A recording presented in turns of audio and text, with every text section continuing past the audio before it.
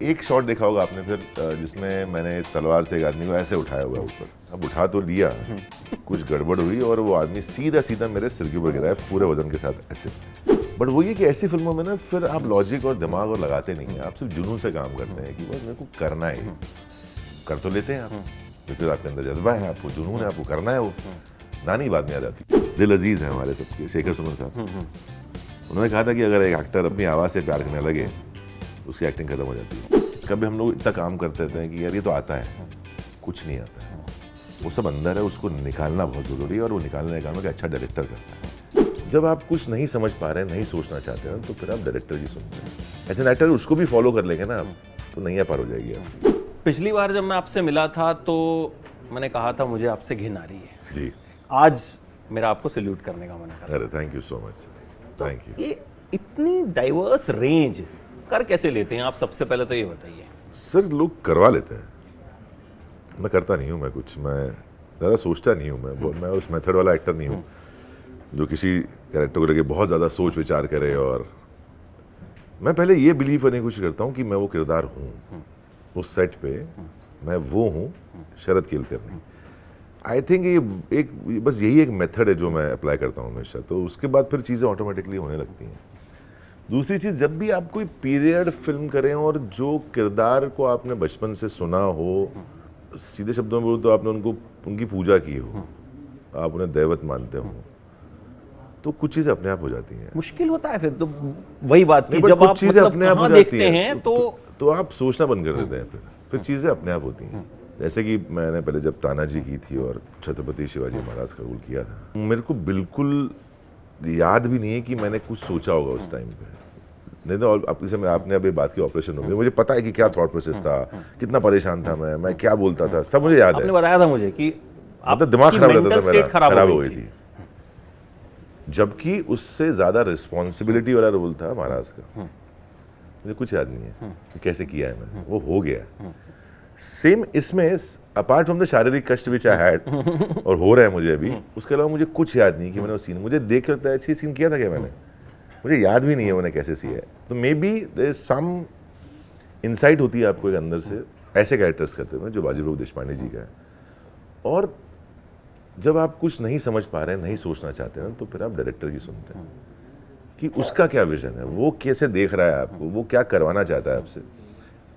ऐसे एक्टर उसको भी फॉलो कर लेंगे ना आप, तो नैया पार हो जाएगी आपकी। हम क्या करते हैं ना, मिक्स में रहते हैं बहुत कई बार। डायरेक्टर कुछ बोल रहा है, उसका एक विजन है, आप अपना एक अलग परसेप्शन जिसकी जरूरत नहीं है, गाड़ी वहीं चलाऊंगा भाई, मैंने सोच रखा है ऐसे ऐसी जाएगी स्पीड। जब आप वो करने लगते हैं ना, तो कहीं ना कहीं वो कैरेक्टर, वो आप एज एन एक्टर अच्छा करते हैं, बट एज ए कैरेक्टर थोड़ा सा डायल्यूट हो जाता है मुझे लगता है। तो अगर वो दोनों है ना, ऐसा कि अगर हवा इस तरफ की है, पतंग इस तरफ ही उड़ाएंगे तो अच्छी उड़ेगी ना। आप विपरीत उड़ाने जाएंगे शायद उड़ जाए, लेकिन जो मजा है ना उड़ाने का, वो नहीं है, वो हवा की डायरेक्शन में। तो कष्ट किस तरह का हुआ वो भी बताइए। जब भी आप ऐसी फिल्में करते हैं तो कष्ट तो होना ही है। अब चोट घाव, अरे बहुत, मतलब तब गिनना मैंने बंद कर दिया है कि जब भी रात को या ठंड में याद आती है तो समझ, अरे तो उस दिन ऐसा हुआ था कुछ शायद।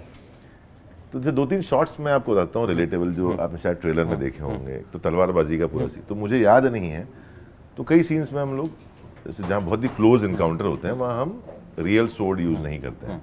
वहाँ एक फाइबर की बड़ी बहुत हार्ड होती है, फाइबर लकड़ी की नहीं होती, फाइबर की होती है, थर्माकोल की नहीं होती है, वो फाइबर की होती है, जिसका वजन ऑलमोस्ट असली तलवार की तरह होता है, बट उसमें शार्प नहीं होती है वो, बट लगती उससे भी है।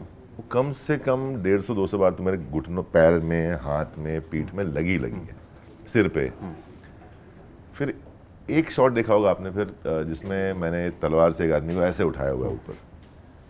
अब उठा तो लिया, कुछ गड़बड़ हुई और वो आदमी सीधा सीधा मेरे सिर के ऊपर गिरा है पूरे वजन के साथ ऐसे। तो सबसे मुझे नर्व पिंच हो रखा है, जिसमें आप एक नर्व दब जाती है आपकी, हाँ, स्पाइन में, तो वो है। बट अभी वो होता है ना, उस टाइम पे जुनून होता है, कर लो, खत्म करेंगे पिक्चर, अच्छे से करेंगे स्टंट्स, तो कर लिया। वो बाद में यार कभी कभी याद आता है, ऐसे हफ्ते में एक बार ऐसा दिन आता है जब हाथ ऐसा है आपका, क्या हो रहा है। बाकी ठीक है, इतना ज़्यादा नहीं है, तो मैं ज़्यादा स्ट्रेस लेता नहीं हूँ।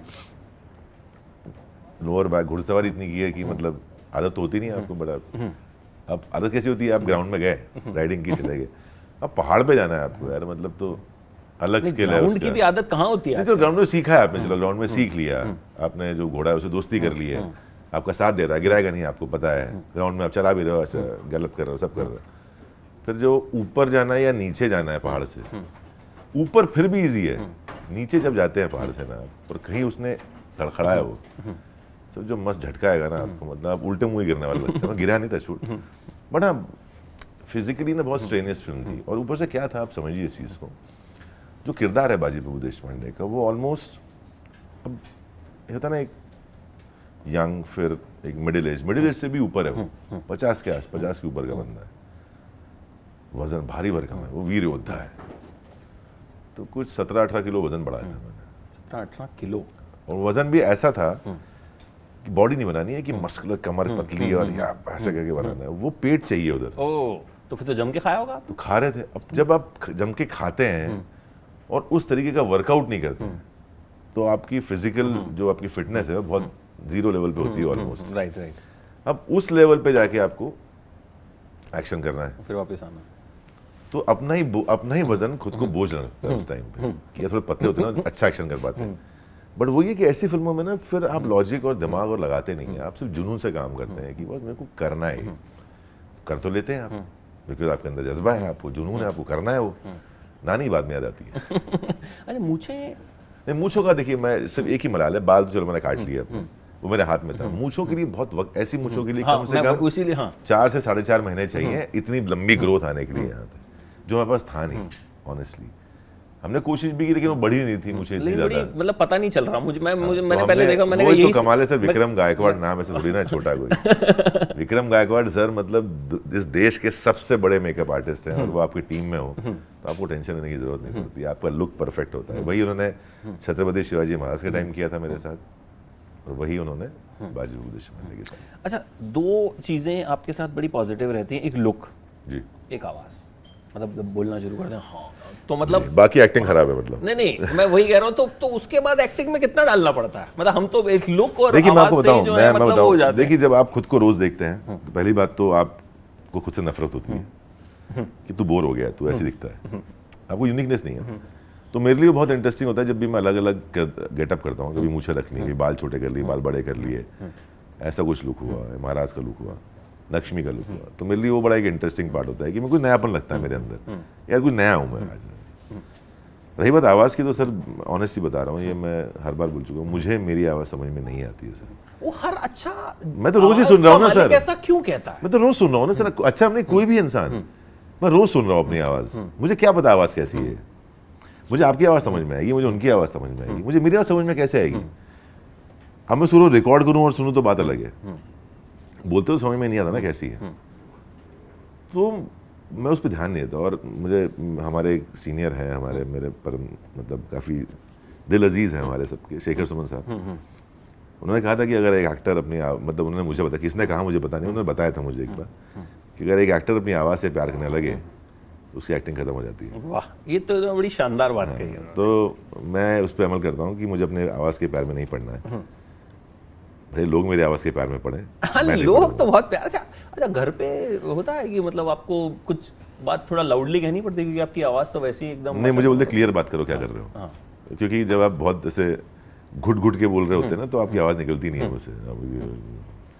खुल के बोलो क्या बोल रहे हो ऐसा, तो फिर खुल की भी बहुत दबी आवाज़ निकलती है मेरी। अच्छा, इसके रिव्यूज भी बड़े अच्छे आए हैं मतलब। आपने देखा नहीं ट्रेलर? तो मैं वही कह रहा हूँ, रिव्यूज आप खुद देखते हैं? मैं बहुत देखता हूँ रिव्यूज। मेरा एक रिव्यू देखा था आपने, हमने बताया इसका नहीं, इसका रिव्यू नहीं किया आपने? पिछली वाली अभी मैंने देखी, दिखाई नहीं हमको। ट्रेलर तो देखा है ना आपने, ट्रेलर का रिव्यू नहीं किया आपने? ट्रेलर अच्छा आपको याद है मैंने नहीं किया? हाँ नहीं किया, मुझे पता है, मैंने सब रिव्यू फॉलो किए हैं। आज ही करता हूँ मैं। तो क्या था देखिए बताता हूँ मैं आपको। मैं कुछ लोगों पे आपको यकीन होता है कि यार ये लोग फिल्में फिल्मों की तरह देखते हैं, कुछ लोग सिर्फ देखते हैं, तो उनके रिव्यू की कीमत होती है कि ये फिल्मों को फिल्मों की तरह देखते हैं। तो मैं आपके रिव्यू का वेट कर रहा था, आपने नहीं किया। आपने मुझे भी बताया कि आपने मेरा एक रिव्यू 6 बार देखा था। करेक्ट, वो उस फिल्म का था जो आपने फिल्म की तरह देखी। हाँ, मैं फिल्म की तरह ही देखा। करेक्ट। तो मेरा इसमें ऐसा कि जिस दिन ट्रेलर आया ना तो सिर्फ 2 लोगों ने रिव्यू किया था, जबकि इतने सारे यूट्यूबर्स हैं, इतने सारे क्रिटिक हैं, इतने सारे। और दुखी था बहुत। मैंने कहा यार इतनी भी छोटी फिल्म नहीं बनाई हमने, यार लोग तवज्जो ना दें इस फिल्म को।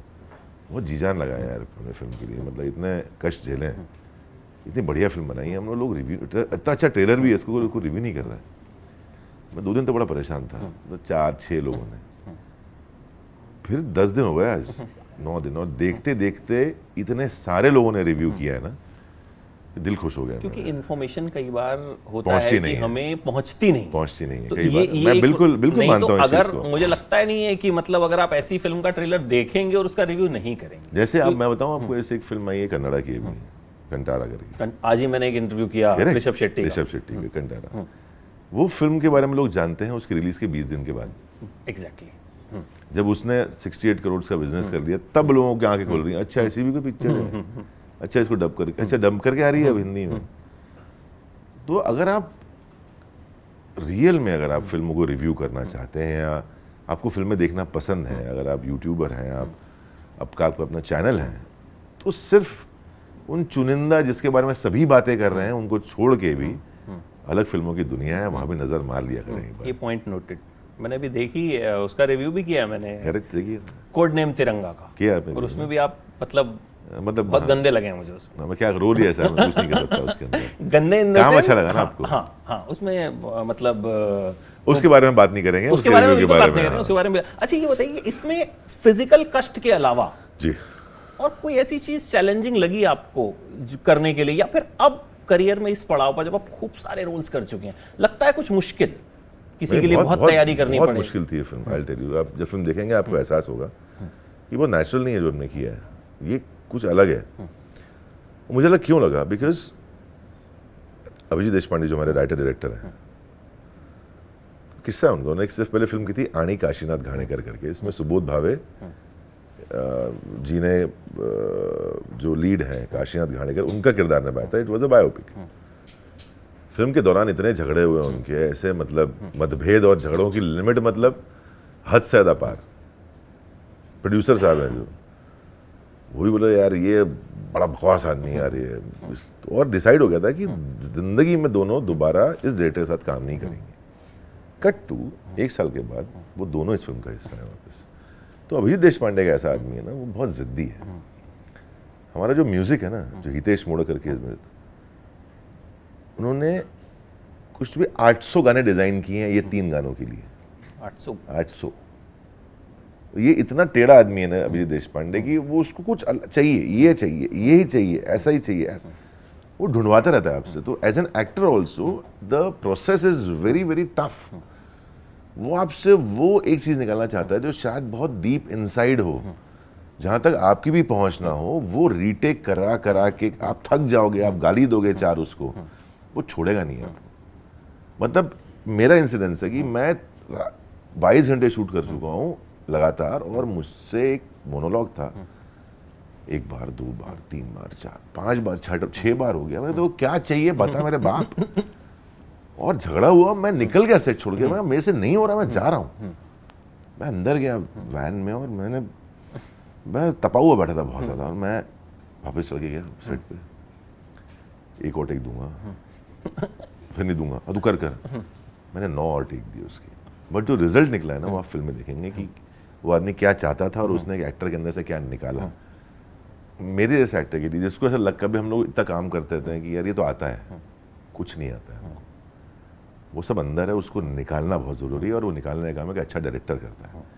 तो वो एक जो प्रोसेस है ना, वो मुझे नई करने को मिली और बहुत मज़ा आया। तो उम्मीद है मज़ा हमें भी 25 तारीख को आएगा। बिल्कुल। और अगर हमने पहले देखी तो सबसे पहले इसका रिव्यू प्लीज़ रिव्यू करना है, पक्का 100%। और ऐसा करना कि ना हिंदुस्तान का हर एक नागरिक देखे उस रिव्यू। पक्का, अगर फिल्म अच्छी होगी, जो कि ट्रेलर से देख के लग रहा है। सर शाके, आपको मेरे रिव्यू पे भरोसा? सर आपको मेरे पे भरोसा है कि नहीं? बिल्कुल है। ये आपने गुगली मार दी ना। ठीक है, तो रिव्यू सबसे पहले हम करेंगे इसका, एंड आई होप कि इस बार भी आपने जो है वही किया होगा। अगर आप चाहते हो तो मैं आपको फिल्म एक दिन पहले दिखाऊंगा। हर हर महादेव। हाँ बिल्कुल, मैं तो बहुत एक्साइटेड हूँ देखने के लिए। मुंबई आइए, मैं आपको फिल्म दिखाता हूँ। मैं बिल्कुल देखता हूँ और इसका रिव्यू करते हैं। और लास्ट टाइम की तरह ही मुझे लगता है इस बार भी आपको देखने के बाद मैं, वो आप बात बताइए लोगों को कैसा लगा, आप एज ए फिल्म बताइए मुझे आपको कैसी लगी। बस मेरा सबसे बड़ा मुद्दा है कि हम कई बार कैरेक्टर्स के बारे में बात करते हैं, आप अक्सर करते हैं मेरे बारे में बात, फिर आप कई बार फिल्मों की धज्जियां उड़ा देते हैं। मैं चाहता हूँ कि इस बार आप फिल्म के बारे में अच्छी बात करें, भले मेरे बारे में करें या ना करें। नहीं, अगर फिल्म में किरदार है जो भले 2 मिनट के लिए आया और वो अच्छा है तो हमें उसकी बात करनी चाहिए। बट मेरी उम्मीद ये है अब अगली इस फिल्म से कि आप फिल्म की ज्यादा तारीफ करें, मेरी ना। दोनों की करेंगे। मुझे पता है कि ये फिल्म ज्यादा अच्छी होगी। Thank you so much. you, बातें sir. बड़ी सारी हैं लेकिन आज वक्त की पाबंदी है। वक्त की बहुत बड़ी पाबंदी है, वक्त की तो पाबंदी है, फिर तो मुंबई आते हैं तो बात करें। बिल्कुल आप मुंबई आइए। Thank you so much. Thank you.